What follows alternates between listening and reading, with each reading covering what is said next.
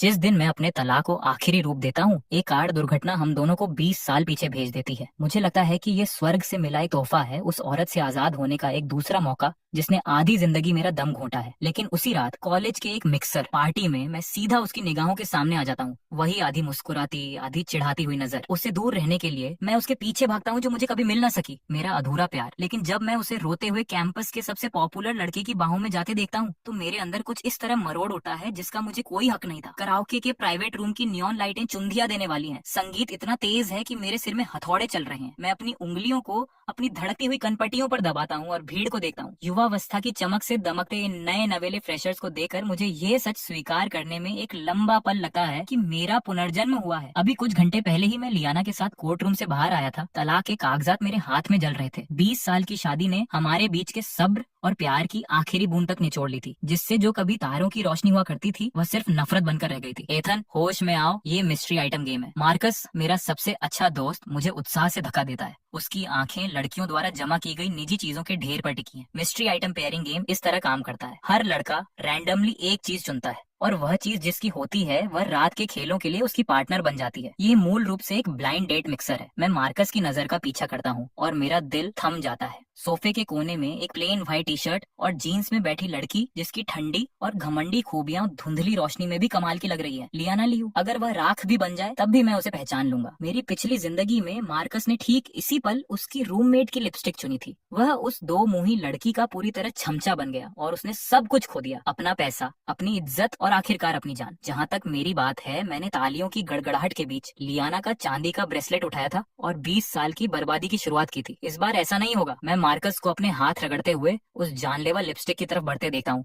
और मैं उसकी कलाई पकड़ लेता हूँ। मैं उसे इसके बजाय एक पिंक हेयर क्लिप की तरफ मोड़ देता हूँ। मार्कस, मुझे लगता है कि इस पर तुम्हारा नाम लिखा है। वह हैरान दिखता है लेकिन वह मुझ पर इतना भरोसा करता है कि बिना किसी सवाल के उसे उठा लेता है। मैं एक लंबी सांस छोड़ता हूँ। मार्कस की किस्मत बदल गई है। टेबल पर अब केवल दो ही चीजें बची हैं, एक लिपस्टिक और एक घिसा हुआ लाल धागा। किसी भी कीमत पर लियाना के चांदी के ब्रेसलेट से बचने के लिए मैं बिना किसी हिचकिचाहट के हाथ बढ़ाता हूँ और लाल धागा उठा लेता हूँ। ओह, एथन ने लाल धागा चुना है। ये किसका है? भीड़ में सुगबुगाहट शुरू हो जाती है। मैं लियाना की तरफ देखकर मुस्कुराता हूँ, ये सोचकर खुश हो रहा हूँ कि अब वह किसी और के साथ पेयर होने वाली है। तभी लियाना धीरे से अपनी सीट से उठती है। उसकी गहरी काली आंखें मेरी आंखों से टकराती है। उसके होठों का कोना एक अजीब सी मुस्कान में बदल जाता है जिसे पढ़ पाना मुश्किल है। वह मेरा है। उसकी आवाज ठंडी और शांत है लेकिन यह मुझ पर बिजली की तरह गिरती है। मैं जम जाता हूँ। मेरा दिमाग सुन्न हो जाता है। क्या पिछली जिंदगी में उसकी चीज चांदी का ब्रेसलेट थी, अब ये लाल धागा क्यों है? क्या ये तितली प्रभाव, बटरफ्लाई इफेक्ट है जो मेरे दखल की वजह से हुआ है? मैं उसे कदम दर कदम मेरी तरफ आते देखता हूँ। उसकी आंखों में हजारों अनकही बातें हैं और कुछ ऐसा है जो लगभग जांच पड़ताल जैसा महसूस होता है। मेरा पेट बैठने लगता है। मेरे दिमाग में एक अजीब सा ख्याल आता है, क्या उसका भी पुनर्जन्म हुआ है? नहीं, असंभव। मैं खुद को शांत रहने के लिए मजबूर करता हूँ। अगर उसका पुनर्जन्म हुआ होता तो उसके जैसी घमंडी औरत मुझसे जितना हो सके दूर रहती। ऐसा कोई रास्ता नहीं है कि वह इस लाल धागे पर अपना दावा करती। मैं एक गहरी सांस लेता हूँ, अपने सीने में उठ रहे डर को दबाता हूँ और अपने चेहरे पर सबसे बेरुखा और अलग सा भाव ले आता हूँ। तुम ऐसी दिखती हो जिसे अपनी पढ़ाई पर ध्यान देना चाहिए। कॉलेज भविष्य बनाने के लिए है, रोमांस के पीछे भागने के लिए नहीं। इन पार्टियों में आना बंद करो, लाइब्रेरी जाओ, बशर्ते तुम अपनी पूरी जिंदगी किसी लड़के के इर्द गिर्द घूमते हुए न बिताना चाहो। मैं उस सन्नाटे को नजरअंदाज करता हूँ जो कमरे में फैल जाता है और लियाना के चेहरे से उड़ते हुए रंग को नहीं देखता। मैं मुड़ता हूँ और कमरे से बाहर निकल जाता हूँ। ये दूसरी जिंदगी मेरी है। मैं वही गलतियां दोहराने से इनकार करता हूँ। कराओ के बाहर ठंडी रात की हवा मेरे दिमाग को साफ कर देती है। मेरे सीने का तनाव थोड़ा कम होता है। अगर किस्मत ने मुझे दूसरा मौका दिया है तो मैं सिर्फ ऐसे के पीछे नहीं भाग रहा हूँ, मैं अपने सबसे बड़े अफसोस को ठीक कर रहा हूँ। सोफी सू हमारे डिपार्टमेंट की सबसे पॉपुलर लड़की है और मेरी पिछली जिंदगी का वो प्यार है जो मुझे कभी मिल नहीं सका। कोमल, गर्मजोशी से भरी और समझदार। वह लियाना से पूरी तरह उलट थी जो गुस्सैल, कंट्रोलिंग और दम घोंटने वाली थी। मेरी पिछली जिंदगी में लियाना को डेट करने का मतलब था कि मुझे सोफी के लिए अपनी उस भावना को जिंदा दफन करना पड़ा। अपनी शादी की हर भयानक लड़ाई के दौरान मैं बेबसी से सोचता था, क्या होता अगर मैंने लियाना के बजाय सोफी को चुना होता? क्या मेरी जिंदगी इस तरह तबाह होती? ये ख्याल मुझे आगे बढ़ाता है। मैं अपनी रफ्तार बढ़ाता हूँ, अपनी यादों के सारे कैंपस की झील की तरफ बढ़ता हूँ। मुझे याद है कि नए साल के शुरुआती दिनों में सोफी हर शाम यहाँ वोकैबुलरी, शब्दावली पढ़ने आती थी। सच में, झील के किनारे विलो पेड़ के नीचे मुझे अपनी तरफ पीट की सफेद ड्रेस में एक पतली सी आकृति दिखाई देती है। मैं अपनी शर्ट ठीक ठीक करता हूँ, अपने चेहरे पर एक मैच्योर और कॉन्फिडेंट मुस्कान लाता हूँ और आगे बढ़ता हूँ। 20 साल के एक्स्ट्रा अनुभव के साथ मैं सोफी की झिझक को जल्दी ही दूर कर देता हूँ, जिससे वह अपने हाथ के पीछे छिपकर हंसने लगती है। मुझे उसका नंबर भी मिल जाता है। एथन, तुम बाकी लड़कों से बहुत अलग हो। उसका चेहरा शर्मा जाता है और उसकी आंखें चमक उठती हैं। मैं बस अपनी बात को आगे बढ़ाने ही वाला होता हूँ कि मेरी आंख के कोने से एक दूर के स्ट्रीट लैंप के नीचे एक अकेली आकृति दिखाई देती है। वह लियाना है। मुझे नहीं पता कि वह वहाँ कब से खड़ी है। रात की हवा उसके बालों को बिखेर रही है, मध्यम पीली रोशनी उसके चेहरे पर पड़ रही है और मैं उसकी आंखों के कोनों में चमकते आंसू साफ देख सकता हूँ। मेरा दिल बिना मेरी इजाजत के बैठ जाता है। भले ही मैंने उससे सारे रिश्ते तोड़ने की कसम खाई है, भले ही मैंने अपने दिमाग में उसके नाम को हजारों बार कोसा है, लेकिन उसे इस तरह बिखरी हुई और बेबस आंखों से मुझे देखना, मुझे दूसरी लड़की के साथ फ्लर्ट करते हुए देखना, मेरी पुरानी आदतें मेरे सीने में दम घोंटने वाले दर्द की एक लहर भेज देती है। 20 साल पति पत्नी के रूप में रहने के बाद जो चीजें आपकी हड्डियों में समा जाती हैं, वे एक शब्द से गायब नहीं होती, लेकिन मैं अपने जबड़े को कसता हूँ और अपनी नजर हटा लेता हूँ। मैं वापस सोफी की तरफ मुड़ता हूँ और बातचीत जारी रखता हूँ। मैं कमजोर नहीं पड़ सकता। अगर मैं पड़ा तो मैं फिर से उसी गहरे गड्ढे में गिर जाऊंगा। लियाना मेरी मुड़ी हुई पीठ को देखती रहती है। उसकी आंखों की आखिरी रोशनी पूरी तरह बुझ जाती है। वह घूमती है और लड़खड़ाते हुए कैंपस के गेट की तरफ निकल जाती है। जैसे ही वह एक चौराहे को पार करती है, एक चमचमाती ब्लैक मेबैक उसके पास आकर रुकती है। खिड़की नीचे होती है, जिससे एक घमंडी चार्म से भरा हुआ हैंडसम चेहरा सामने आता है। लेंस लिन, कैंपस का हार्ट थ्रोप और बदनाम अमीर लड़का। मेरी पिछली जिंदगी में लेंस ने लियाना का पागलों की तरह पीछा किया था, लेकिन क्योंकि वह मेरे साथ थी, उसने उसे सीधे मना कर दिया था। उसने सबके सामने उसके चेहरे पर ड्रिंक तक फेंक दी थी, जिससे वह सरेआम जलील हुआ था। अब लियाना का चेहरा आंसुओं से भीगा हुआ है। वह एक खोए हुए हिरण के बच्चे जैसी दिख रही है। लेंस हिचकिचाता है। अपनी सामान्य मजाक की आदत के बजाय वह चुपचाप एक टिश्यू आगे बढ़ाता है। फिर वह दरवाजा खोलता है। अंदर आओ, मैं तुम्हें लॉन्ग ड्राइव पर ले चलता हूँ। मैं मेबैक को रात के अंधेरे में गायब होते देखता हूँ। मैं अभी भी झील के किनारे खड़ा हूँ। सोफी का नंबर मेरे हाथ में है, लेकिन मेरा सीना ऐसा महसूस कर रहा है जैसे उसमें पानी से भरा स्पंज ठूंस दिया गया हो, भारी और दम घोंटने वाला। अगले दिन मैं अपने डॉर्म हॉस्टल के कमरे में ये प्लानिंग कर रहा हूँ कि अपनी पिछली जिंदगी की यादों का इस्तेमाल शेयर मार्केट में किस्मत चमकाने के लिए कैसे किया जाए। तभी दरवाजा जोर से खुलता है। लियाना दरवाजे पर खड़ी है, आंखें ऐसी सूजी हुई हैं जैसे वह सोई ही ना हो। जाहिर है वह पूरी रात जागी है। मार्कस और बाकी लोग एक नजर देखते हैं और चुपचाप बाहर निकल जाते हैं। दरवाजा उनके पीछे बंद हो जाता है। अब सिर्फ हम दोनों हैं। सन्नाटा भारी होने लगता है। तुम भी ठीक उसी पल से वापस आए हो, है ना? लियाना मुझे घूरती है। उसकी आवाज दर्द से भरी और भयानक है, लेकिन उसमें नीचे एक कपकपी है, एक मुश्किल से छिपी हुई उम्मीद। पेन पकड़े हुए मेरा हाथ रुक जाता है। मुझे कल रात ही शक हो गया था जब उसने लाल धागे पर दावा किया था, लेकिन मैं ऊपर नहीं देखता। मैं बस एक ठंडा सपाट हूँ कहता हूँ। जैसे ही मैं इसकी पुष्टि करता हूँ, लियाना के आंसू छलक पड़ते हैं। वह मेरी तरफ झपटती है, दोनों हाथों से मेरी बांह पकड़ लेती है, मुझसे ऐसे चिपक जाती है जैसे मैं उसकी आखिरी उम्मीद हूँ। एथन, क्या हम वापस जा सकते हैं? मुझे नाना की याद आती है। हमारी बेटी अभी सिर्फ 5 साल की है। अगर हम दोनों ही वहाँ नहीं है तो उसका क्या होगा? प्लीज चलो साथ मिलकर वापस जाने का कोई रास्ता ढूंढते हैं। नाना नाम मेरे दिल में चाकू की धार की तरह चुभता है। दर्द लगभग बर्दाश्त से बाहर है। वह वो बेटी है जिसे मैंने दुनिया की सबसे कीमती चीज की तरह अपनी बाहों में थामा था, लेकिन जैसे ही मैं अपनी पिछली जिंदगी की उन अंतहीन रातों की लड़ाइयों, उस पागलपन, उस जुनूनी कंट्रोल के बारे में सोचता हूँ, आधी जिंदगी जो मैंने अपनी सारी इज्जत खोकर बिताई थी, मेरी हड्डियों में बसा डर और नफरत जीत जाती है। मैं एक एक करके उसकी उंगलियों को अपने ऊपर से हटाता हूँ। मेरी आंखें बर्फ जैसी ठंडी हो जाती हैं। वापस जाने का कोई रास्ता नहीं है लियाना। अगर किस्मत ने हमें वापस भेजा है तो दोबारा शुरुआत करने के लिए भेजा है। हमारी शादी एक गलती थी, मैं वह गलती दोबारा नहीं करने वाला। एक गलती, वह मुझे ऐसे देखती है जैसे मैं कोई अजनबी हूँ, 2 कदम पीछे हटती है। 20 साल और जो कुछ भी हमारे पास था वह सिर्फ एक गलती था। मैं खुद को अपना दिल कड़ा करने के लिए मजबूर करता हूँ, उसे टूटे हुए देखने से इनकार करता हूँ। हम अपने अलग रास्तों पर चलते हैं। तुम लेंस के पास जाओ, मैं सोफी के पास जाऊंगा। हम एक दूसरे की जिंदगी से दूर रहते हैं। मैं उसके जवाब का इंतजार नहीं करता। मैं मुड़ता हूँ और तेजी से बाहर निकल जाता हूँ, जैसे कोई मेरा पीछा कर रहा हो। सिर्फ मैं जानता हूँ कि मेरे हाथ कितनी बुरी तरह कांप रहे हैं। इसके साथ ही मैंने लियाना की आखिरी उम्मीद को भी चकनाचूर कर दिया। अगर मैं इतना ठंडा हो सकता हूँ तो वह भी अपने आत्मसम्मान को और गिराने से इनकार कर देती है। उसी रात वह एक बेहद hot red slip dress, 4 inch की हील्स और परफेक्ट मेकअप लगाती है और गर्ल्स डॉर्म से बाहर निकल जाती है। उसने शहर के सबसे महंगे बार में लेंस के साथ प्लान बनाया है। मैं मार्कस के साथ कैंपस के पास स्ट्रीट फूड स्टॉल पर हूँ। जब मैं ऊपर देखता हूँ और उसे आग की लपटों की तरह चमकते हुए देखता हूँ, उसने मेरे सामने कभी इस तरह के कपड़े नहीं पहने थे। जैसे ही वह फुटपाथ से लेंस की मेबैक की तरफ कदम बढ़ाती है, उसका टखना मुड़ जाता है। शायद उन हील्स में संतुलन नहीं बन पाया। वह आगे की तरफ गिरती है। कार के पास इंतजार कर रहा लेंस उसे बिल्कुल सही समय पर संभाल लेता है। लियाना खुद को पीछे नहीं खींचती, इसके बजाय वह उसके सीने से टिक जाती है और अपना सिर झुकाती है। उसकी नजर भीड़ को चीरती हुई सीधे मुंह पर आकर टिकती है। उसकी आंखों में बदले की संतुष्टि और एक आखिरी फैसला साफ दिख रहा है, कड़क। मैं अपने हाथ में मौजूद बांस की सीख स्क्यूअर को तोड़ देता हूँ। उसका नुकीला टुकड़ा मेरी हथेली में घुस जाता है, जिससे खून निकलने लगता है। मुझे कुछ महसूस नहीं होता। उसी रात स्ट्रीट फूड स्टॉल के उस टुकड़े ने मेरी हथेली को फाड़ दिया और लियाना के लिए मेरे अंदर बचे आखिरी नरम कोने को भी खत्म कर दिया। फाड़ में जाए प्यार, मेरे पास एक दूसरी जिंदगी है और मैं इसे बेकार नहीं जाने दूंगा। अगली सुबह मैं अपने चेहरे पर ठंडा पानी छिड़कता हूँ और सीधे शहर के एक ब्रोकरेज ऑफिस में जाता हूँ। भले ही मेरी पिछली जिंदगी में मेरी शादी ने मुझे तोड़ दिया था, लेकिन बिजनेस के लिए मेरा हुनर कभी नहीं मरा। मुझे अच्छी तरह याद है कि इस हफ्ते डोंगहुआ टेकीस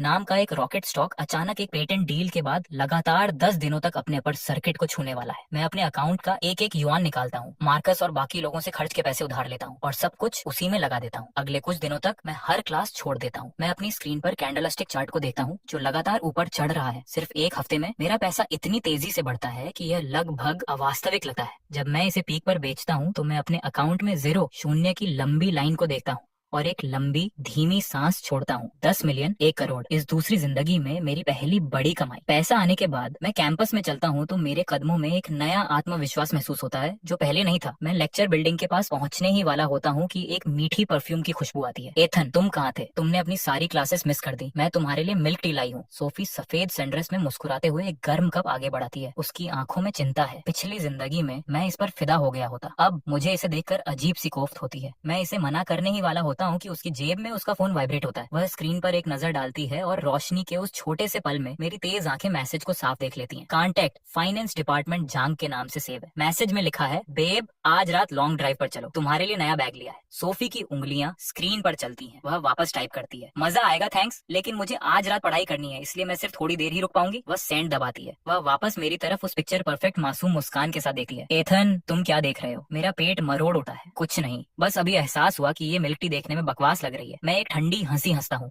और सीधे उसके पास से निकल जाता हूँ। एथन, तुम्हारी इस बात का क्या मतलब है? सोफी मेरे पीछे अपना पैर पटकती है। मैं मुड़कर भी नहीं देखता। 20 साल से उसके इर्द गिर्द जो भ्रम मैंने पाला था वह धूल में मिल जाता है। वह कभी कोई मासूम भोली लड़की नहीं थी, बल्कि एक बहुत ऊंचे लेवल की प्लेयर थी। मैं सोफी को पीछे छोड़ता हूँ और सीधे वेस्ट साइड के लिए कैब लेता हूँ। 10 मिलियन के साथ आखिरकार मेरे पास वहाँ एक छोड़े गए फैक्ट्री प्लॉट पर बोली लगाने की योग्यता है। मेरी पिछली जिंदगी की यादें मुझे बताती हैं कि शहर अगले महीने एक नए डेवलपमेंट प्लान की घोषणा करेगा। वह जमीन एक नए कमर्शियल डिस्ट्रिक्ट का दिल बनने वाली है, जिसकी कीमत अब की तुलना में कम से कम 10 गुना ज्यादा होगी। मैं अपने प्रपोजल के साथ बिडिंग सेंटर बोली केंद्र में जाता हूँ। मेरे कदम आत्मविश्वास से भरे हैं। मैं सेकंड फ्लोर के कॉन्फ्रेंस रूम का दरवाजा धक्का देकर खोलता हूँ और मेरे चेहरे का भरोसा पत्थर बन जाता है। कमरे में रियल एस्टेट के वो बड़े खिलाड़ी नहीं है जिनकी मुझे उम्मीद थी। लंबी टेबल के हेड पर एक ब्लेजर में एक औरत बैठी है। बाल पीछे बंधे हैं, होंठ आग की तरह लाल हैं और आंखें बर्फ जैसी ठंडी हैं। लियाना लियो। और वह रईस लड़का लेंस उसके पीछे एक आज्ञाकारी नौकर की तरह खड़ा उसके डॉक्यूमेंट्स पलट रहा है। मेरा दिमाग सुन्न हो जाता है। ये क्या हो रहा है? क्या वह कल रात लेंस के साथ नहीं थी? क्या वह टूट नहीं रही थी? हैरान होकर लियाना धीरे से अपनी आंखें उठाती है, उसी आधी मुस्कुराती हुई नजर के साथ। मैं एक कुर्सी खींचता हूँ और बैठ जाता हूँ। मैं उसे घूरता हूँ। तुम यहाँ क्या कर रही हो? बोली लगा रही हूँ, जाहिर है। उसकी पतली उंगलियां टेबल को थपथपाती हैं। और तुम्हें ये सिखा रही हूँ कि बिजनेस जब एक जंग का मैदान हो तो उसका क्या मतलब होता है? किस आधार पर? मैं पलट कर पूछता हूँ। लेंस उसके पीछे से बीच में बोलता है, एथन थोड़ी इज्जत दिखाओ। लियाना लिन ग्रुप की स्पेशल प्रोजेक्ट कंसल्टेंट है। ये पूरी बोली उसी के अंडर में है। सारे टुकड़े अब आपस में फिट बैठ जाते हैं। वह उस रात लेंस को डेट नहीं कर रही थी, न ही उसकी बाहों में खुद को सौंप रही थी। वह सब सिर्फ मेरी आंखों के लिए था। वह इसका इस्तेमाल लिन फैमिली के करीब आने और इस बिडिंग टेबल पर सीट पाने के लिए उनके क्रेडेंशियल्स का इस्तेमाल करने के लिए कर रही थी। इस औरत ने मुझे पूरी तरह से खेल लिया। लेंस, क्या तुम थोड़ी देर के लिए बाहर जाओगे?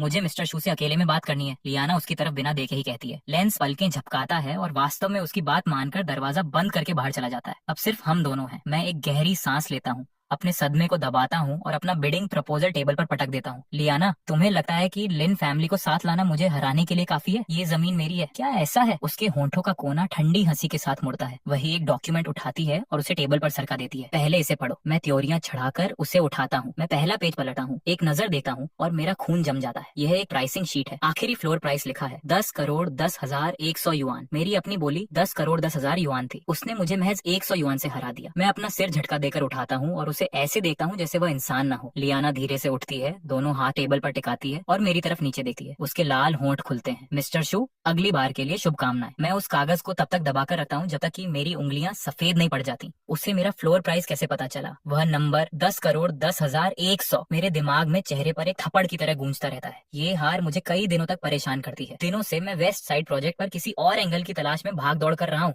यहाँ तक कि फ्रेशर्स वेलकम शो में भी आ गया हूँ। एक ऐसा शो जिसे मैं एक पल में छोड़ देता अगर हमारे एडवाइजर ने इसे अनिवार्य न किया होता और मार्कस मुझे खुद खींचकर यहाँ ना लाया होता। मैं बस अभी बैंक की एक मीटिंग से आया हूँ, इसलिए मैं एक सूट में हूँ जो टी शर्ट और जीन्स के बीच पूरी तरह से अलग दिख रहा है। एथन, तुमने ऐसे कपड़े क्यों पहने हैं जैसे तुम किसी जॉब इंटरव्यू में आए हो? मार्कस एक फोल्डिंग चेयर पर पसरा हुआ है, हाथ में सूरजमुखी के बीज है, आंखें स्टेज पर टिकी हैं। मैं अपनी टाई खींचता हूँ और दबी हुई हंसी हंसता हूँ। पैसे कमा रहा हूँ। ऐसा नहीं कि तुम्हारे जैसा कोई सिंगल लड़का जो सिर्फ सुंदर लड़कियों की परवाह करता है इसे समझेगा। प्लीज, सुंदर लड़कियां पैसे से कहीं बढ़कर हैं। मार्कस एक्साइटमेंट में स्टेज की तरफ इशारा करता है। देखो देखो, सोफी आ गई। वह आज रात होस्ट कर रही है और वो आउटफिट कमाल का है। मैं उसकी उंगली का पीछा करता हूँ। सोफी एक पिंक ड्रेस में है, हाथ में माइक है और एक प्यारी सी मुस्कान के साथ अनाउंसमेंट कर रही है। लेकिन जब मैं उस मासूम चेहरे को देखता हूँ तो मुझे सिर्फ उसकी वो उंगलियां याद आती हैं जो स्क्रीन पर चल रही थी जब वह एक साथ दो लड़कों को बेवकूफ बना रही थी। घटिया। मैं अपनी सीट पर पीछे की तरफ झुक जाता हूँ और अपनी आंखें बंद करने ही वाला होता हूँ कि मेरी नजर स्टेज के पीछे के हिस्से पर पड़ती है। सोफी अभी अभी नीचे उतरी है। रोशनी से दूर एक धुंधले कोने में वह वार्डरोब के इंचार्ज एक सीनियर स्टूडेंट से फुसफुसा रही है। मैं उसके हाथ में कुछ देखता हूँ, धातु की एक चमक जैसे छोटी कैंची। फिर कपड़े ठीक करने के बहाने उसके हाथ एक लटकती हुई ब्लैक ड्रेस के स्ट्रैप पर तेजी से चलते हैं। मेरी आंखें सिकुड़ जाती हैं। वह अब क्या साजिश रच रही है? और अब आज रात के शो का मुख्य आकर्षण फैशन डिजाइन सोसाइटी द्वारा प्रस्तुत हमारा रनवे फिनाले पुरुष MC स्टेज से अनाउंस करता है। तेज म्यूजिक पूरे हॉल में गूंज उठता है। स्पॉटलाइट्स चमक रही हैं और लड़कियां एक एक करके रनवे पर चल रही हैं।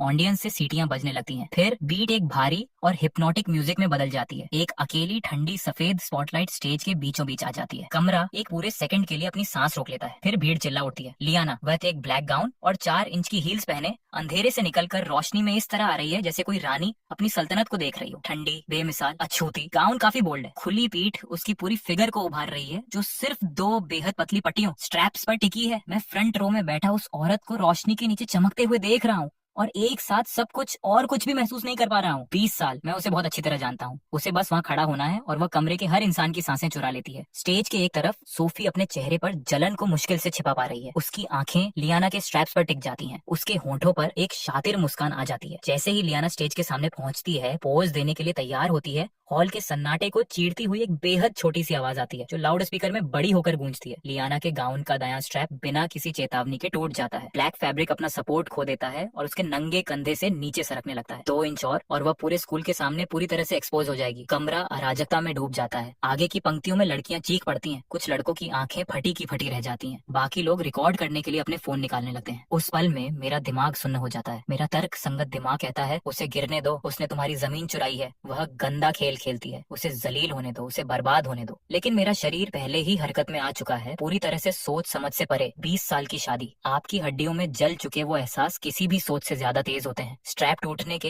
1 सेकंड के छोटे से हिस्से में मैं अपनी कुर्सी को पीछे धकेलता हूँ और एक तेंदुए की तरह आगे झपटता हूँ। एथन, तुम कहाँ जा रहे हो? मार्कस मेरे पीछे चिल्लाता है। मैं उसे नहीं सुनता। मैं स्टेज के कोने पर अपना एक हाथ रखता हूँ और सीधे ऊपर कूद जाता हूँ। हजारों हैरान आंखों के सामने मैं उसकी तरफ बढ़ता हूँ। एक ही मोशन में अपना सूट जैकेट उतारता हूँ। लियाना जम जाती है, चेहरा सफेद है, दोनों हाथ सीने पर कपड़े को जकड़े हुए हैं। वो आंखें जो हमेशा बहुत घमंडी रहती थीं, अब डर और बेबसी से भरी हैं। जैसे ही वह टूटने वाली होती है, मेरा जैकेट जो अभी भी मेरे शरीर से गर्म है, हवा को चीरता हुआ सीधा उसके कंधों पर जा गिरता है। मैं उसके पीछे खड़ा होता हूँ। मेरी बाईं बांह जैकेट के बाहर से घूमती हुई उसकी कमर को करीब खींच लेती है। जैसे ही हम एक दूसरे को छूते हैं, हम दोनों कांप उठते हैं। ये बहुत जाना पहचाना है। ये दबाव, ये एंगल जो अनगिनत रातें हमने इस तरह बिताई थी, उसने हमारी मसल मेमोरी, शरीर की यादों में कुछ खौफनाक छोड़ दिया था। डरो मत, सिर ऊपर रखो, मैं उसके कान के पास धीरे से फुसफुसाता हूँ। लियाना का शरीर तुरंत रिलैक्स हो जाता है। वह पीछे मुड़कर नहीं देखती, वह इसका विरोध नहीं करती। वह बस अपना चेहरा थोड़ा सा घुमाती है और एक तिरछी नजर से मेरी आंखों से आंखें मिलाती है। बस एक नजर, किसी शब्द की जरूरत नहीं, किसी रिहर्सल की जरूरत नहीं। म्यूजिक वापस आ जाता है। मैं उसकी कमर को कसकर पकड़ता हूँ। वह मेरे ओवर साइज जैकेट को एक केप की तरह पहनती है। हम एक ही पल में आगे कदम बढ़ाते हैं। हमारे कदम पूरी तरह से मैच कर रहे हैं। हमारी मौजूदगी एक में विलीन हो रही है। ब्लैक गाउन और चारकोल सूट, एक जबरदस्त कंट्रास्ट। वह तीखी और खतरनाक है। मैं शांत और ठोस हूँ। हम मुड़ते हैं, चलते हैं और स्पॉटलाइट्स के नीचे रुकते हैं। हर मूवमेंट एक इलेक्ट्रिक तनाव से भरा हुआ है, मानो ये कोई दुर्घटना नहीं बल्कि एक परफेक्टली कोरियोग्राफ किया गया पावर कपल शोकेस हो। हॉल में सन्नाटा ठीक 3 सेकंड तक रहता है। फिर ये चीखों और तालियों के साथ फट पड़ता है जो पहले से 10 गुना तेज है। क्या ये प्लांट था? वह लड़का कौन है? वह उसके साथ बिल्कुल मैच कर रहा है। मैं ऑडियंस को ठंडे तरीके से स्कैन स्कैन करता हूँ। मेरी आंखें कर्टेन के कोने पर सोफी को ढूंढ लेती हैं। उसका चेहरा हरा पड़ चुका है। जलन और गुस्से ने उसके चेहरे को बिगाड़ दिया है। उसके नाखून पास के प्रॉप बॉक्स में धंस रहे हैं, जैसे वह मुझे फाड़ देना चाहती हो। तुमने कोशिश की सोफी सू, बहुत बुरा हुआ। तुम सिर्फ फेल नहीं हुई, तुमने उस एहसास को बाहर निकाल दिया जो हमारी हड्डियों में खुदा हुआ था। रनवे खत्म होता है। मैं लियाना को ठंडरिंग तालियों के बीच बाहर ले जाता हूँ। जैसे ही हम अंधेरे बैक स्टेज कॉरिडोर में कदम रखते हैं, शोर एक दीवार की तरह कट जाता है। जो औरत अभी मेरे साथ इतनी परफेक्टली चली थी, वह अचानक मेरी बांग से खुद को ऐसे छुड़ाती है जैसे उसे कोई शौक लगा हो। वह अपनी पीठ ठंडी दीवार से सटा लेती है, हाथों से मेरे जैकेट को कसकर जकड़ लेती है। आंखें तुरंत फिर से ठंडी और बंद हो जाती हैं। शो खत्म हो गया मिस्टर शू। उसकी आवाज टूटी हुई बर्फ की तरह है। मैं अपने खाली हाथ को देखता हूँ। मेरे अंदर से एक खालीपन गुजरता है, फिर वह गुस्से में बदल जाता है। लियाना, क्या तुम कम से कम ये मान सकती हो कि मैंने अभी तुम्हें बचाया है? मुझे बचाया? वह एक ठंडी हंसी हंसती है, अपने बैग से एक मुड़ा हुआ डॉक्यूमेंट निकालती है और बिना किसी औपचारिकता के उसे मेरे सीने पर मारती है। ये मत सोचो कि मुझे नहीं पता तुम क्या कैलकुलेशन कर रहे हो। ये एक प्रॉफिट शेयरिंग एग्रीमेंट है, इसे पढ़ो। मैं उसे आदत के मुताबिक पकड़ लेता हूँ। मैं नीचे देखता हूँ, कवर पर साफ लिखा है वेस्ट साइड प्रोजेक्ट। यह क्या है? मैं तेजी से ऊपर देखता हूँ, आंखें उस पर टिकी हैं। मैंने वेस्ट साइड प्लॉट हासिल कर लिया, लेकिन लिन ग्रुप के पास कंस्ट्रक्शन क्रू या सप्लाई चेन नहीं है। तुम्हारे पास है। लियाना अपनी ठुड्डी थोड़ी ऊपर उठाती है, आंखें ब्लेड की तरह तेज है। 50-50 का बंटवारा, क्या तुम साइन करने की हिम्मत रखते हो? मैं गहरी सांस लेता हूँ। उसने सिर्फ लेंस को ही मात नहीं दी, उसने मुझे भी मात दी, और वो पहले से ही मेरी अगली चाल जानती है। मैं क्यों साइन करूंगा? मैं एग्रीमेंट को कसकर पकड़ता हूँ। तुमने मेरा फ्लोर प्राइस चुराया और अब तुम यहाँ मुझे खैरात देने आई हो? लियाना एक धीमा कदम करीब आती है। उस धुंधले कॉरिडोर में उसकी वो जानी पहचानी ठंडी खुशबू सीधे मेरी तरफ आती है, मेरी स्किन के अंदर तक समा जाती है। उसके लाल होंठ लगभग मेरे कान को छूते हैं। उसकी आवाज एक फुसफुसाहट से ज्यादा नहीं है, लेकिन ये मेरे सीने में एक ग्रेनेड की तरह फटती है। एथन, बेहतर होगा कि तुम साइन कर दो। और एक और बात, वह रुकती है। उसका टोन एक अजीब से यकीन से भरा है। ये मत सोचो कि मुझे नहीं पता कि तुम अपनी पीठ पीछे अपने एसेट्स को गुपचुप तरीके से एक ऑफशोर ट्रस्ट फंड में ट्रांसफर कर रहे हो। तुम आखिर किससे छिप रहे हो? तुम क्या छुपा रहे हो? मेरी पुतलियां सिकुड़ जाती हैं। मेरा दिल ऐसा महसूस करता है जैसे किसी अदृश्य हाथ ने उसे जकड़ लिया हो। वह मेरी पिछली जिंदगी का सबसे गहरा राज था। उसने क्या ढूंढ लिया है? मैं अपना मुंह खोलता हूँ, लेकिन लियाना पहले ही सीधी खड़ी हो चुकी है, मेरे जैकेट को अपने कंधे पर ठीक कर रही है और हमेशा के लिए अपनी पीठ मेरी तरफ मोड़ लेती है। कल सुबह 10 बजे साइन किया हुआ एग्रीमेंट लेकर आना। मैं इंतजार नहीं करूंगी। उसकी हील्स कॉरिडोर में टिक टिक करती हैं और वह अंधेरे में गायब हो जाती है। मैं दीवार के सहारे टिक जाता हूँ। ठंडा पसीना मेरी शर्ट को भिगो देता है। ये दूसरी जिंदगी अब मेरे हाथों में नहीं है। वेस्ट साइड डील फाइनल होने के 3 दिन बाद लिन ग्रुप जश्न मनाने के लिए रॉयल वन क्लब का पूरा टॉप फ्लोर किराए पर लेता है। प्रोजेक्ट का साइलेंट पार्टनर होने के नाते मैं इसमें नहीं जाता, लेकिन जो प्राइवेट इन्वेस्टिगेटर मैंने हायर किया था, वह पहले से ही क्लब में एक वेटर के रूप में शामिल हो चुका है, जो उस प्राइवेट रूम पर करीब से नजर रख रहा है। रात के 9:30 बजे मेरा फोन बज उठता है। मिस्टर शू, कुछ गड़बड़ है। लेंस ने मिस लियू की शैंपेन में कुछ मिला दिया है। उसने बाकी सबको बाहर निकाल दिया है। अभी अंदर सिर्फ वो 2 ही लोग हैं। ये शब्द मेरे दिमाग पर एक फ्लैशबैंग की तरह लगते हैं। एक खौफनाक गुस्सा मेरी खोपड़ी के टॉप पर चढ़ जाता है। वह बेवकूफ लेंस आखिरकार समझ गया है कि उसका इस्तेमाल किया गया है। लियाना ने डील से लिन ग्रुप के क्रेडेंशियल्स हटा दिए और सारा असली प्रॉफिट उसके और मेरे पास आ गया। लिन फैमिली के हाथ कुछ नहीं लगा। वे जलील और गुस्से में थे। खुलकर न हरा पाने के कारण वह इस घटिया हरकत पर उतर आया। उस दरवाजे को लॉक कर दो। कोई भी अंदर जाने की कोशिश करे, उसके सिर पर बोतल मार दो। मैं 5 मिनट में आ रहा हूँ। मैं फोन पर दहाड़ता हूँ, अपनी चाबियां उठाता हूँ और दरवाजे से बाहर भागता हूँ। मैं लगातार 4 रेड लाइट्स तोड़ता हूँ। मेबैक का इंजन खाली सड़कों पर एक जंगली जानवर की तरह दहाड़ रहा है। मैं स्टीयरिंग को दोनों हाथों से जकड़ता हूँ। उंगलियां सफेद हैं, दिल पसलियों पर वार कर रहा है। 20 साल की शादी। मैं लियाना को जानता हूँ। वह औरत अपने आत्मसम्मान के लिए बहुत घमंडी है। अगर लेंस जैसा कचरा इंसान उसे तबाह करने के लिए इस तरह की चीज का इस्तेमाल करता है, तो वह इसे बर्दाश्त नहीं कर पाएगी। क्लब के एंट्रेंस पर टायर चीखते हैं। मैं कार का दरवाजा खुला छोड़ देता हूँ। लॉबी में एक जलते हुए आदमी की तरह घुसता हूँ। उस सिक्योरिटी गार्ड को एक तरफ धकेलता हूँ जो मेरे रास्ते में आया था, और सीधे प्राइवेट एलिवेटर की तरफ बढ़ता हूँ। ये खुलता है टॉप फ्लोर। इंपीरियल स्वीट के बाहर कॉरिडोर के अंत में मेरा प्राइवेट इन्वेस्टिगेटर दरवाजे से सटा हुआ है। लेंस के 2 बॉडीगार्ड से भिड़ रहा है। पीछे हटो। मैं 3 कदमों में दूरी कम करते हुए चिल्लाता हूँ। मैं एक बॉडीगार्ड के सीने पर लात मारता हूँ जो कराहता है और दीवार से जा टकराता है। दूसरा अभी रिएक्ट भी नहीं कर पाता कि मेरा मुक्का उसके चेहरे पर लगता है। वह ढेर हो जाता है। मैं पीछे हटाऊं, अपने चार्ज के मोमेंटम का इस्तेमाल करता हूँ और अपना दायां पैर उठाकर उस भारी नक्काशीदार लकड़ी के डबल दरवाजे पर अपनी पूरी ताकत से वार करता हूँ। एक जबरदस्त धमाका होता है। लॉक टूट जाता है। दोनों दरवाजे अंदर की तरफ फटे हैं और दीवार से टकराते हैं। जो कुछ मैं देखता हूँ वह मेरी आंखों को जला देता है। धुंधली रोशनी में लियाना एक चौड़े लेदर सोफे पर पड़ी है। उसका सिग्नेचर ब्लैक ब्लेजर फटा और बिखरा हुआ है। उसकी स्किन दिख रही है। उसकी आंखें अनफोकस्ड हैं। उसका चेहरा इस तरह लाल है जो बिल्कुल नॉर्मल नहीं है। दोनों हाथ अपनी पूरी ताकत से उसके कॉलर को नोच रहे हैं। वह अपने ही होंठ को इतनी जोर से काट रही है कि उसकी ठुड्डी से खून बह रहा है, देखना खौफनाक है। और लेंस, वह जानवर, एक घिनौनी मुस्कान के साथ उसके ऊपर है। एक हाथ उसकी बाह को दबाए हुए है, दूसरा उसकी बेल्ट की तरफ बढ़ रहा है। तुम शातिर कमीनी, तुम्हें लगता है तुम मेरा इस्तेमाल कर सकती हो? आज मैं तुम्हें दिखाऊंगा कि लिन फैमिली के साथ खेलने वालों का क्या हश्र होता है। लेंस गुर्राता है, पूरी तरह से अनजान कि मौत ठीक उसके पीछे खड़ी है। मेरी आंखें खून जैसी लाल हो जाती हैं। मेरे गले से एक आवाज निकलती है जो इंसानी कम लगती है। बिना एक सेकंड की हिचकिचाती के मैं कॉफी टेबल से रॉयल सैल्यूट की एक बिना खुली हुई बोतल उठाता हूँ। एक कदम में सोफे के पास पहुंचता हूँ, बाएं हाथ से लेंस के बाल पकड़ता हूँ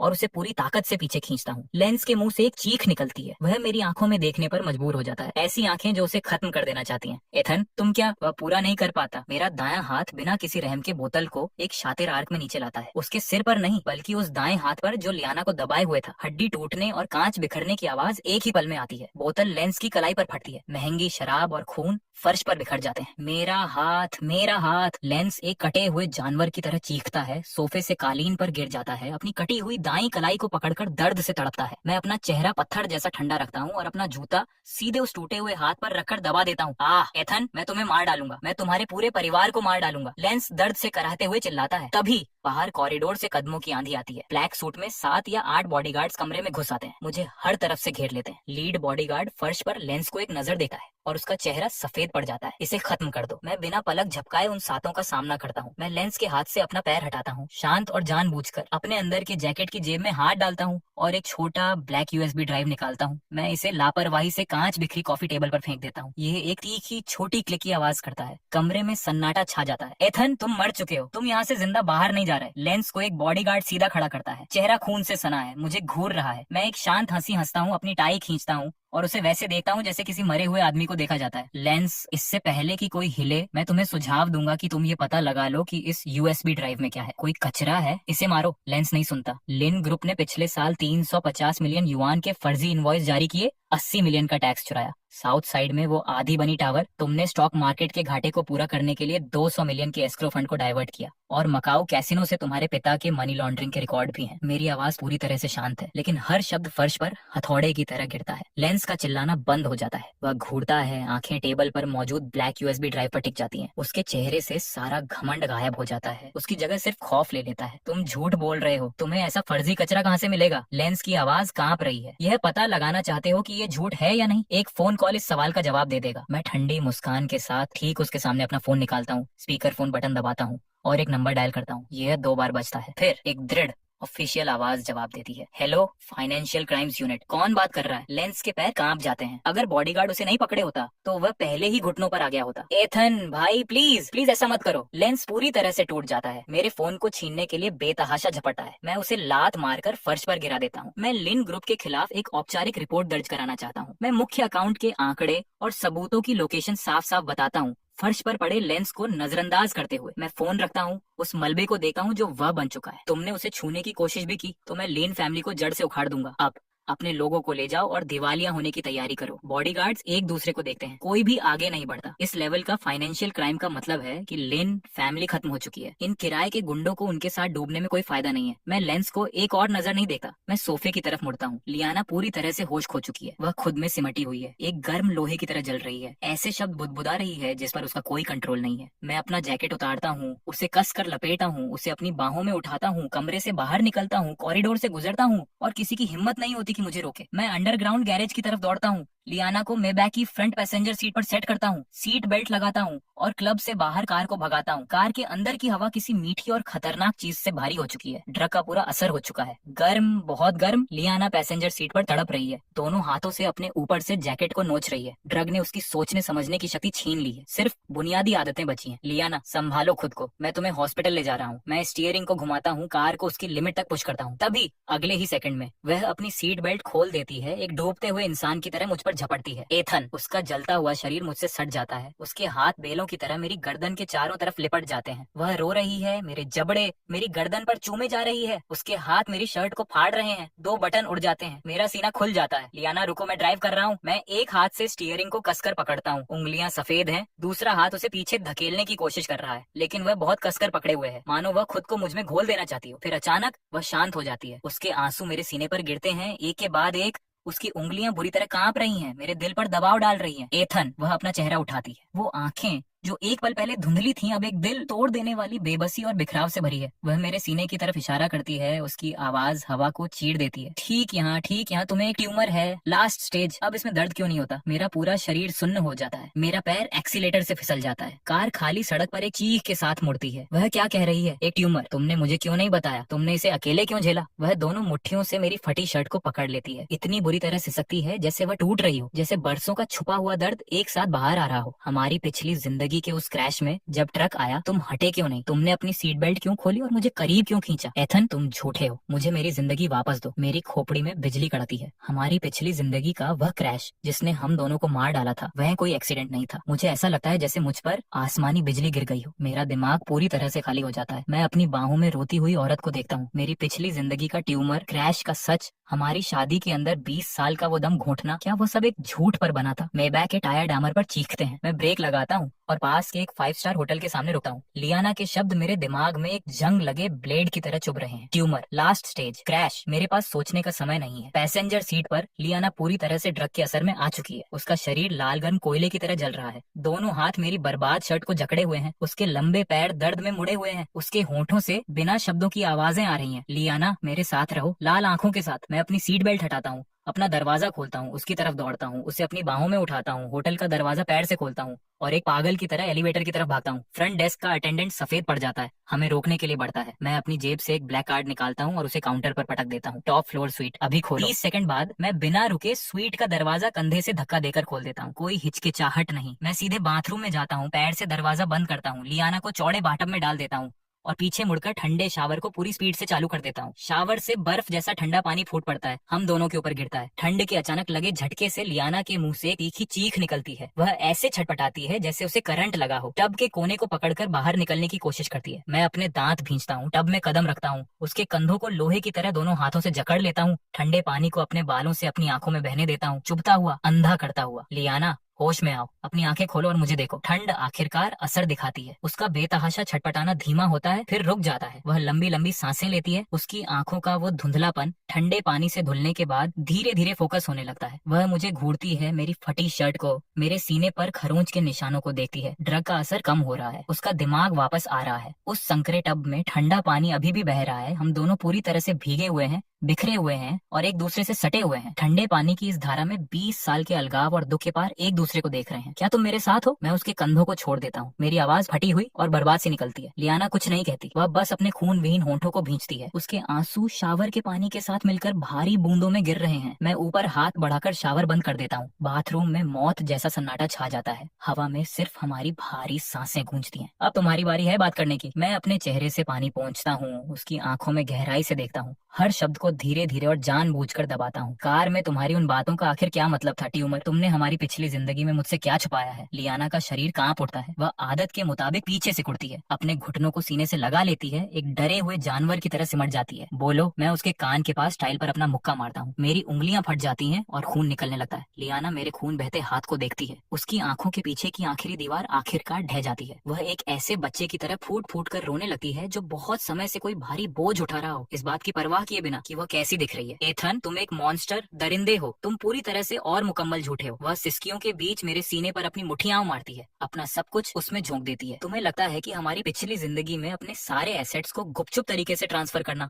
अपनी कंपनी के शेयर्स को कैश करना, एक ऑफशोर ट्रस्ट फंड बनाना, तुम्हें सच में लगा था कि उसे पता नहीं चलेगा? तुम्हें लगा कि तुमने अपने सारे निशान मिटा दिए? मैं पूरी तरह से शांत जम जाता हूँ। अपनी पिछली जिंदगी में, हमारी शादी के 15वें साल में, मैंने बिल्कुल यही किया था। मेरे ऊपर उसका कंट्रोल कुछ ऐसा हो चुका था जो एक बीमारी जैसा था। मुझे लगा कि वह मेरी दौलत हड़पना चाहती है, हमारी बेटी नाना के लिए एक सेफ्टी नेट छोड़ना चाहती है। मेरे पास कोई और रास्ता नहीं था, मुझे वो मिल गया। लियाना इतनी बुरी तरह से सकती है कि वह मुश्किल से सांस ले पा रही है, उसकी आवाज छिल चुकी है। मैंने उस पैसे का पीछा किया। मुझे वो मेडिकल डॉक्यूमेंट्स मिले जिन पर तुमने साइन किए थे, वो फॉर्म मिले जिनमें तुमने इलाज कराने से मना किया था। मुझे तुम्हारे दिमाग में लास्ट स्टेज का ग्लियोब्लास्टोमा मिला। एक भारी हथौड़ा मेरी खोपड़ी पर लगता है, मेरे कानों में एक तीखी आवाज गूंजने लगती है, लास्ट स्टेज ग्लियोब्लास्टोमा। उस पिछली जिंदगी की मेरी यादें एक स्ट्रोब लाइट की तरह मेरे अंदर चमक उठती हैं। कोई ताज्जुब नहीं कि सालों तक मेरे सिर में वो जानलेवा दर्द होता था। कोई ताज्जुब नहीं कि मैं बिना किसी वजह के बार बार गिर जाता था। लेकिन हर बार जब मैं किसी डॉक्टर के पास जाता था, लियाना के हाथों में मेरे टेस्ट रिजल्ट होते थे, और वह मुझसे कहती थी कि मैं बस जरूरत से ज्यादा काम कर रहा हूँ, बस तनाव में हूँ। तुम्हें पता चल गया था कि तुम मर रहे हो, डॉक्टरों ने तुम्हें ज्यादा से ज्यादा 6 महीने दिए थे। लियाना मेरा कॉलर पकड़ लेती है, उसकी आंखें लाल हैं, आंसू बाढ़ की तरह बह रहे हैं। तुम मुझे बता तक नहीं सके, तुमने चुपचाप अपनी हर एक चीज मेरे और नाना के नाम कर दी, और फिर तुम किसी कोने में जाकर अकेले मरने वाले थे, है ना? मेरा मुंह खुलता है, कुछ बाहर नहीं आता। ऐसा लगता है जैसे मेरा गला भीगे हुए कपड़े से ठसा हुआ हो। वह एक पिछली जिंदगी थी, मैं अब स्वस्थ हूँ, लेकिन इस पल में वह हड्डियों तक कांपने वाली बेबसी फिर भी मेरे अंदर बाढ़ की तरह आ जाती है, मुझे पूरी तरह से डुबो देती है। तुम्हें लगता है कि मैं वैसी औरत बनना चाहती थी? लियाना मुझ पर चिल्लाती है, उंगलियां मेरी स्किन में धंस रही हैं। तुम्हें लगता है कि मैं रोज एक पागल की तरह तुम्हारा फोन चेक करना चाहती थी, तुम्हारे हर मूवमेंट को कंट्रोल करना चाहती थी? तुम्हें लगता है कि मैं तुम्हें घर में बंद रखना चाहती थी, वो कड़वी जड़ी बूटियों की दवाइयां तुम्हारे गले के नीचे जबरदस्ती उतारना चाहती थी? तुमने खुद पर से उम्मीद छोड़ दी थी, लेकिन मैं तुम पर से उम्मीद नहीं छोड़ सकती थी। अगर मैं तुम्हें अपने साथ जंजीरों से बांध कर नहीं रखती तो तुम कहीं रेंगते हुए चले जाते और एक भगोड़े की तरह मर जाते। मेरे पास विलेन विलेन बनने के अलावा कोई रास्ता नहीं था, मुझे सारे रास्ते काटने पड़े, तुम्हें रुकने के लिए मजबूर करना पड़ा, तुम्हें हर वो इलाज आजमाने के लिए मजबूर करना पड़ा जो मैं ढूंढ सकती थी। एथन, तुम मरने से भी नहीं डरते थे, तो तुम्हें मुझसे डरने का क्या हक था? तुम्हें यह कहने का क्या हक था कि मैं तुम्हारा दम घोंट रही हूँ? जो चीज मेरा दम घोंट रही थी वह वो उल्टी गिनती थी जो कहती थी कि तुम किसी भी पल मुझसे दूर जा सकते हो। ये सच एक सर्जन के ब्लेड की तरह काटता है। 20 साल की शादी के अंदर दफन सबसे सड़ चुके घाव को चीर देता है। मैं बाथटब में अकड़कर घुटनों के बल बैठ जाता हूँ, महसूस करता हूँ कि मेरे शरीर का खून जम गया है। मेरी पिछली जिंदगी का हर वो दिन जिसने मुझे जीने की इच्छा खत्म कर दी थी, वो अंतहीन चीखने चिल्लाने वाली लड़ाइयाँ, वो टूटे हुए बर्तन, वो कंट्रोल जिसने हर सांस को ऐसा बना दिया जैसे जंजीरें पहनी हो, उनमें से कुछ भी कोई बीमार पॉजेसिवनेस, अधिकार की भावना नहीं था। वह तो वह थी जो मेरे और मौत के बीच खड़ी थी। मुझे यहाँ रोके रखने के लिए जो भी रस्सी मिल सकती थी उसे पकड़ रही थी। वह मेरे सारे नफरत को सहने के लिए तैयार थी, मुझे ये सोचने देने के लिए तैयार थी कि वह एक मॉन्स्टर है, मुझे जिंदा रखने के लिए सबसे चरम और बेरहम तरीकों का इस्तेमाल करने के लिए तैयार थी। और क्रैश, मैं हर जगह से कांप रहा हूँ, मेरी आवाज अब मेरी जैसी नहीं लग रही। अगर तुम मुझे इतना ही जिंदा देखना चाहती थी तो फिर हम दोनों उस क्रैश में क्यों मरे? इन शब्दों पर लियाना की पुतलियां तेजी से सिकुड़ जाती हैं, उसकी आंखों में खौफ और दर्द का एक साया गुजरता है। वह कोई एक्सीडेंट नहीं था, वह कांपती है, उसके हाथ मेरे हाथों को जकड़ लेते हैं।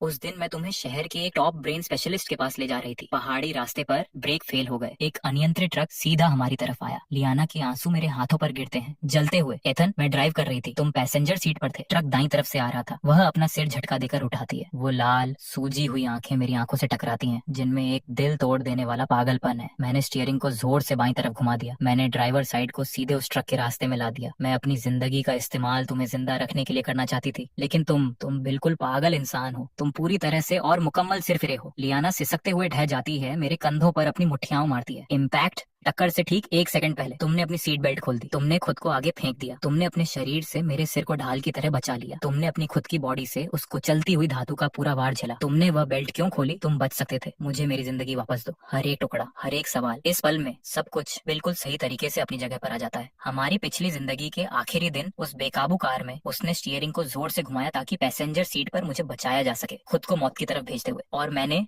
अपनी जिंदगी के आखिरी सेकंड में 20 साल की शादी से मेरी आदतों में बसी उस भावना से प्रेरित होकर अपनी बेल्ट खोल दी और उसके सबसे नाजुक हिस्सों को बचाने के लिए अपने शरीर का इस्तेमाल किया। हम दोनों कोशिश कर रहे थे सबसे मुकम्मल तरीके से एक दूसरे के लिए बचने का मौका छोड़ने की। नफरत का हर एक खतरा, कड़वाहट का हर एक टुकड़ा, हमारे बीच की हर एक दीवार इस पल में गायब हो जाती है, पूरी तरह से घुल जाती है। मेरा दिल ऐसा महसूस करता है जैसे उसे पीस कर कुछ नहीं छोड़ा गया हो। दर्द मेरी सांसें चुरा लेता है। मैं इस औरत को देखता हूँ जो पूरी तरह भीगी हुई है, खुद में टूट कर रो रही है। ये औरत जिसने मेरे लिए 20 साल तक बदनामी का बोझ उठाया, जो मेरे लिए अपनी जिंदगी का सौदा करने को तैयार थी। लियाना, मेरी आंखें लाल हो जाती हैं, मेरे गले से एक आवाज निकलती है जो दुख और एक दहाड़ के बीच की है। मैं हाथ बढ़ाता हूँ, उसे अपने करीब खींचता हूँ और अपनी पूरी ताकत से थाम लेता हूँ। बाहें उसकी कमर के चारों तरफ ऐसे लॉक हो जाती हैं मानो मैं उसे अपनी हड्डियों में वापस समेट लेना चाहता हूँ। I am sorry, I am sorry. मैं अपना चेहरा उसकी गर्दन के ठंडे हिस्से में छुपा लेता हूँ। मेरे आंसू मेरे रोकने से पहले ही बह निकलते हैं, उसकी स्किन पर ठंडे पानी के साथ मिल जाते हैं। 20 साल में पहली बार मैं एक खोए हुए बच्चे की तरह रोता हूँ। मुझे नहीं पता था, मुझे सच में कुछ नहीं पता था। मैं थामे रखता हूँ और मेरी आवाज पूरी तरह से टूट जाती है। मुझे लगा तुम मुझसे नफरत करती हो, मुझे लगा तुम मुझे तबाह करने की कोशिश कर रही हो। लियाना मेरे कंधे से टिक जाती है, उसकी बाहें मेरी पीठ के चारों तरफ कस जाती हैं, उसके नाखून लगभग स्किन को चीर रहे हैं। वह रोते हुए अपना सिर हिलाती है, उसके आंसू मेरी पीठ को भिगो रहे हैं। एथन, मैं बहुत थक गई हूँ, विलेन बनना बहुत थका देने वाला होता है, वह मेरे कान के पास धीरे से कहती है। उसकी आवाज इतनी कमजोर है कि सुनकर दर्द होता है। अब और नहीं, कभी नहीं। मैं उसके पीले चेहरे को अपने हाथों में लेता हूँ, मेरी कांपती हुई उंगलियां धीरे से उसकी आंखों के कोनों से आंसू पहुँचती हैं। मेरी आंखों में एक ऐसा ठहराव है जो मैंने पहले कभी महसूस नहीं किया। किस्मत ने हमें इस अभिशाप को तोड़ने के लिए दूसरी जिंदगी दी है। लियाना, हमारी पिछली जिंदगी में मैं तुम्हारी जिंदगी का कर्जदार था, इस जिंदगी में मैं इसे चुकाऊंगा, एक एक टुकड़ा करके। मैं कसम खाता हूँ, इस पल से कोई भी चीज हमें दोबारा अलग नहीं करेगी। लियाना मुझे देखती है, वो आंखें जो हमेशा ठंडक और दूरी बनाए रखती थीं, वे फिर से हमारी पिछली जिंदगी की उस रोशनी से भर जाती हैं। वो जिंदगी जहाँ उसकी आंखों में पूरी दुनिया सिर्फ मैं था। वह कुछ नहीं कहती,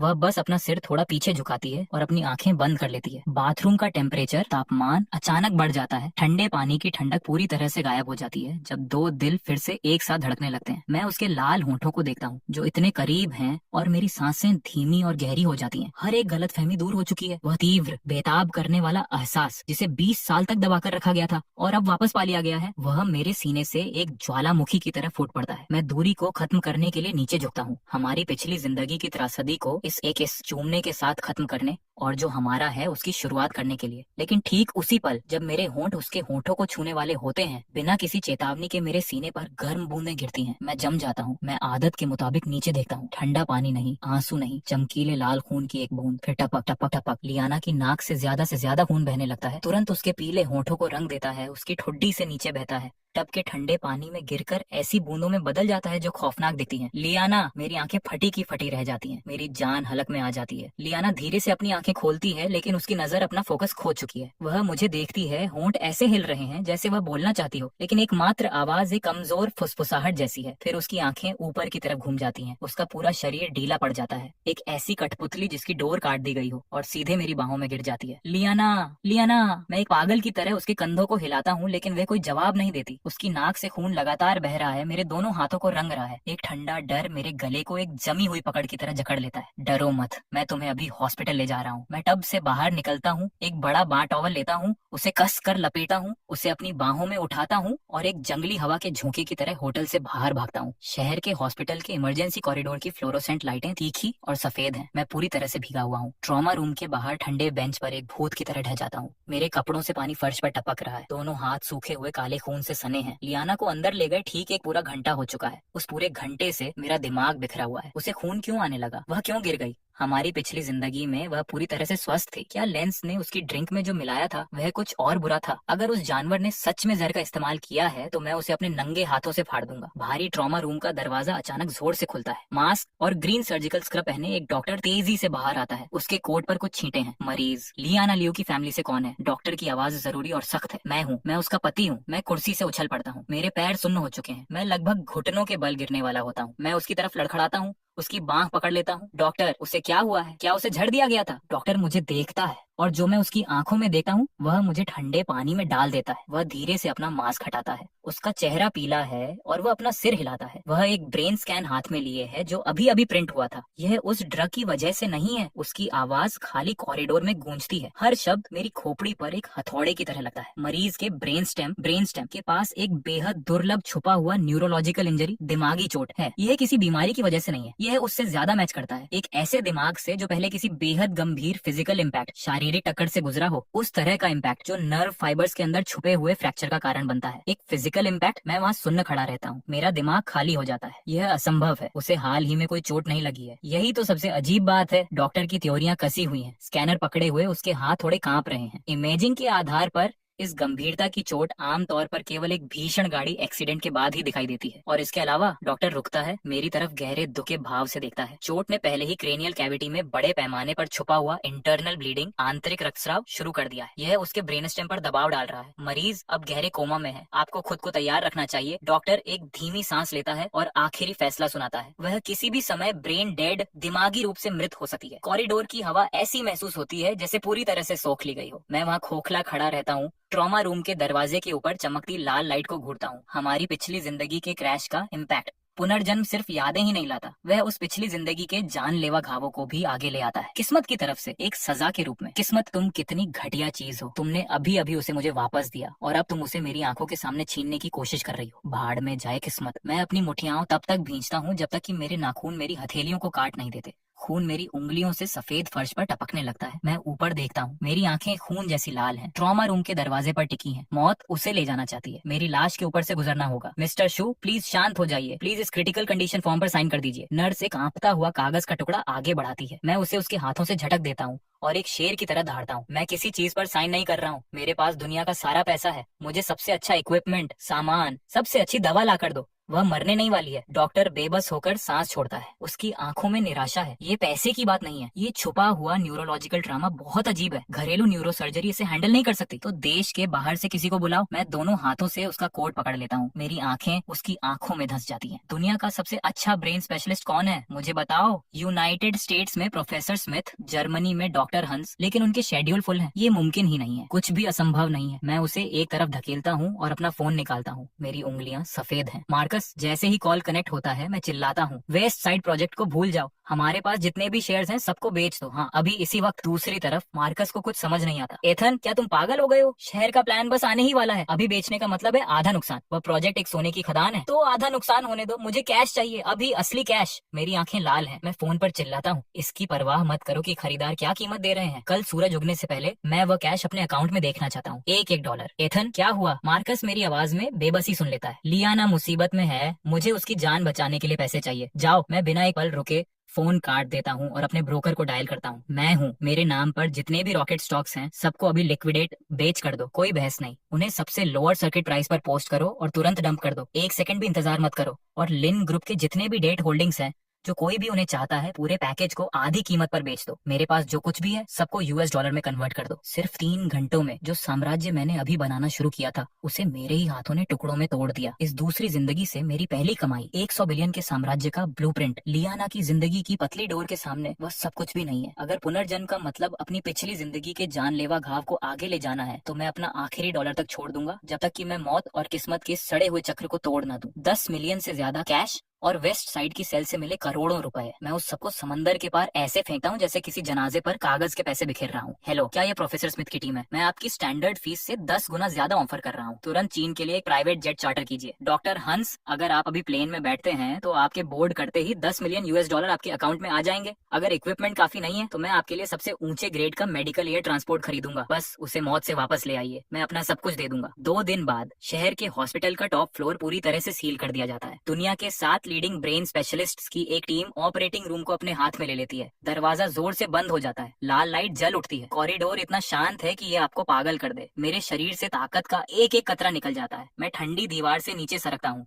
मेरे दोनों घुटने सख्त फर्श से जा टकराते हैं। एथन, उठो। मार्कस लाल आंखों के साथ पहुंचता है, मेरी बांह की तरफ हाथ बढ़ाता है। मुझे मत छू। मैं उससे खुद को छुड़ाता हूँ, उस ठंडे ऑपरेटिंग रूम के दरवाजे की तरफ मुड़ता हूँ और बिना एक पल की हिचकिचाहट के मैं झुक जाता हूँ। मेरा माथा सख्त मार्बल के फर्श से एक भारी आवाज के साथ टकराता है। किस्मत, मेरी बात सुनो। मैं अपने दांत भींचता हूँ, खून का स्वाद मेरे मुंह में भर जाता है। मेरी आवाज बमुश्किल संभल पाती है। मेरी पिछली जिंदगी में मैं उसकी जिंदगी का कर्जदार था। इस जिंदगी में मैं अपनी किस्मत का आखिरी कतरा, अपना आखिरी डॉलर इसे चुकाने के लिए देता हूँ। मैं दोबारा झुकता हूँ, मेरा माथा फर्श से मिलता है, मेरी स्किन से तुरंत खून निकल आता है। अगर तुम्हें किसी को ले जाना है तो मुझे ले जाओ। उसे बचाने के लिए मेरी हर उस जिंदगी का इस्तेमाल कर लो जो मेरे पास कभी होगी। समय टॉर्चर, यातना का सबसे क्रूर रूप बन जाता है। 1 घंटा, 2 घंटे, 5, 15, उसकी जिंदगी के लिए पूरे 15 घंटे की लड़ाई। मैं कॉरिडोर में घुटनों के बल बैठा हूँ, मेरे घुटनों का एहसास बहुत पहले खत्म हो चुका है। मेरा दिमाग हमारी उस 20 साल की जिंदगी के हर पल को बेतहाशा याद कर रहा है, उसका मुझे बचाने के लिए स्टीयरिंग घुमाना और नाना का छोटा मासूम चेहरा। तभी एक तीखी आवाज हवा को चीरती है। ऑपरेटिंग रूम के ऊपर की लाल लाइट आखिरकार बुझ जाती है। भारी दरवाजे धीरे से खुलते हैं। प्रोफेसर स्मिथ पसीने से भीगा हुआ मास्क हटाते हैं। उनके थके हुए चेहरे पर एक अविश्वास का भाव है। मिस्टर शू, ये मेडिकल हिस्ट्री में एक चमत्कार है। न्यूरल रिपेयर सर्जरी पूरी तरह से सक्सेसफुल रही, वह बच गई। मेरा पूरा शरीर कांप उठता है। जो नर्व 15 घंटे से कसकर खींची हुई थी वह टूट जाती है। मेरे रोकने से पहले ही आंसू बह निकलते हैं। मैं रेंगता और लड़खड़ाता हुआ अपने पैरों पर खड़ा होता हूँ। सीधे इंटेंसिव केयर यूनिट आईसीयू में घुस जाता हूँ। बेड पर लियाना पड़ी है, उसके चेहरे पर एक ब्रीदिंग मास्क लगा है। उसका चेहरा इतना पीला है कि वह लगभग ट्रांसपेरेंट पारदर्शी लग रहा है, मानो वह मुझे महसूस कर सकती हो। उसकी लंबी पलकें कांपती हैं और वह धीरे से अपनी आंखें खोलती है। मेरे बिना शेव किए चेहरे को, मेरे खून बहते माथे को, मेरी इस बिखरी हुई हालत को देखती है। उसके होठों का कोना कमजोरी से एक हल्की सी मुस्कान में बदल जाता है।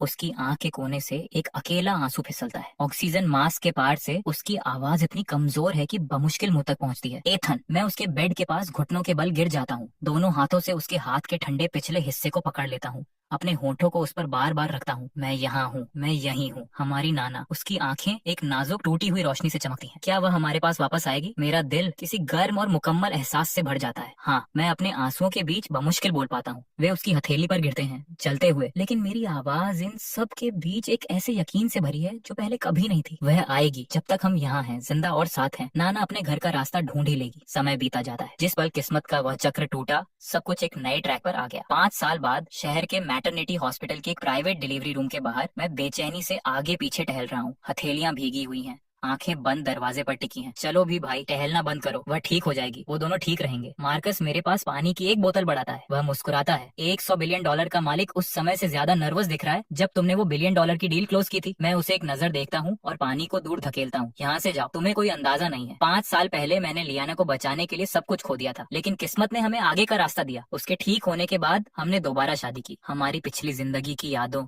और हमारी हड्डियों में खुदे एक दूसरे के एहसास के साथ सिर्फ 5 साल में हमने वह सब दोबारा खड़ा किया और उससे कहीं बड़ा बनाया जो हमारे पास पहले था। लेकिन उस सब की कीमत उस चीज के एक हिस्से के बराबर भी नहीं है जो वह औरत अभी उस दरवाजे के पीछे मेरे लिए कर रही है। एक तीखी साफ रोने की आवाज हॉलवे के सन्नाटे को चीर देती है। दरवाजा खुलता है। नर्स मुस्कुराते हुए बाहर आती है। उसकी बाहों में एक पोटली है। बधाई हो मिस्टर शू, बेटी हुई है। माँ और बच्ची दोनों पूरी तरह सुरक्षित हैं। मेरा पूरा शरीर कांप जाता है। मेरे पैर डगमगाते हैं। मैं लगभग नीचे गिरने वाला होता हूँ। मैं कांपते हाथों से आगे बढ़ता हूँ और उस नन्ही सी जिंदगी को अपनी बाहों में थाम लेता हूँ। कंबल थोड़ा ढीला होता है। बच्ची धीरे से अपनी आंखें खोलती है। छोटी अंगूरों जैसी काली और गोल आंखें। रो नहीं रही है, बस मुझे शांत उत्सुकता से देख रही है। और उसी पल मेरी सांस पूरी तरह से रुक जाती है। उसकी दाईं आंख के बाहरी कोने पर एक पिंक बर्थमार्क जन्म चिन्ह है जो आड़ू के फूल की पंखुड़ी की तरह नाजुक है, बिल्कुल हमारी पिछली जिंदगी की बेटी नाना के बर्थमार्क जैसा। नाना। मेरी आंखें लाल हो जाती हैं। मैं बमुश्किल कोई आवाज निकाल पाता हूँ। गर्म आंसू कंबल के कोने पर गिरते हैं। किस्मत का पहिया आखिरकार टूट गया है। प्यार, जैसा कि साबित हुआ, हमेशा समय के पार अपना रास्ता ढूंढ ही लेता है और आगे बढ़ता रहता है,